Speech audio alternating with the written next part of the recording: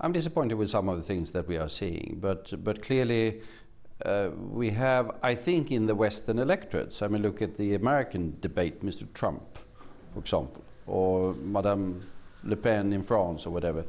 We have sort of an angry quarter of our electorate, which is dissatisfied with the way our societies have been developing, globalization, immigration and whatever, and has led to certain brutalization of the politics on these issues as well. And sometimes it even happens that other politicians move off in that direction. That's unfortunate when that happens.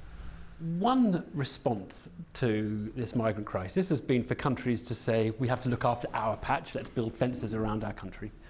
There is another response, isn't there, which says the problem with Schengen was we didn't go far enough. We didn't have a common asylum policy, a common immigration policy, a common passport, a common right to residency. I just wonder whether you think, actually, maybe that's the way the whole thing in the end is going to have to go.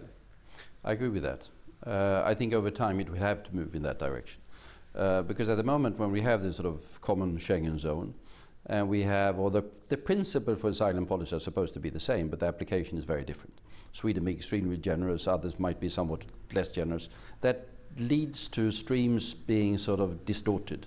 So over time we need to move to a truly common European asylum system. Otherwise it's going to be very difficult. I think it will happen. I don't think it's going to happen next week, to put in those terms, but I think it will happen. We've spoken a lot here about how leaving the EU, how Brexit would affect Britain. Tell us what you think the consequence of a Brexit would be for the rest of Europe. Would it be damaging, seriously damaging to the EU? I think it would be seriously damaging to all of us. Because we are living, as I think we agree on, in a more dangerous world. It is more challenging, it is more demanding, it is more dangerous. That means that friends must work together. And if we suddenly see a Europe that starts to fracture with a significant country leaving, that is going to be a weaker Europe, and in my opinion, a more dangerous Europe. The separation negotiations are going to be very, very messy, no question about that.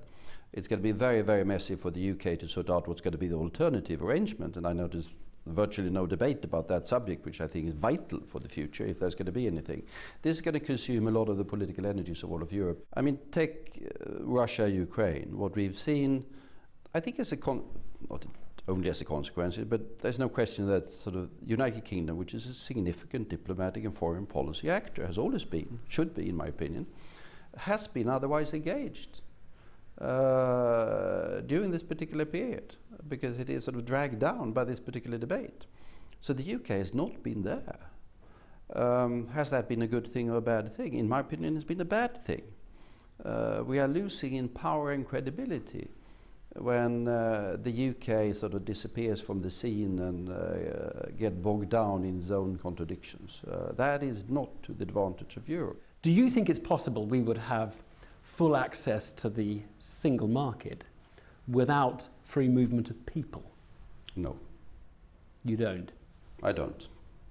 No, I don't see that. The border issue to me is somewhat bizarre when I listen to the UK debate. I arrived here on the train from Brussels, and when you go past Calais and enter into the tunnel there, I mean, there's barbed wire, there's barriers, there is police, there is military. The French are controlling the external border of the United Kingdom now and preventing people from coming in. As an EU citizen I came in, but I had to pass 2 different checks with passports. So I mean, it looks like you have control of the external border today. Right, but we can't stop any number of people, citizens, passport holders of the EU, choosing to settle and work here. And that is true. That is true, but that is very, very different from the Calais or the Syrian or the refugee crisis. Yeah, it's true. I mean, you have and then 2.5 or something like that million citizens of the EU living and working and contributing to the UK economy. There's in the order of 2 million UK citizens living in the rest of the EU. I'm on the board of a think tank called RAND, and we've done a study, I think, for the UK government about these things. And they show that numbers are less than people are aware of in the UK debate. They take less welfare benefits than other UK citizens, and they make significant contribution to the UK economy. I don't think that is a problem. I can understand some of the concerns about the refugees and the big mess of the Middle East. But there you have the control of the border already. Carl Bildt, thank you very much. Thank you.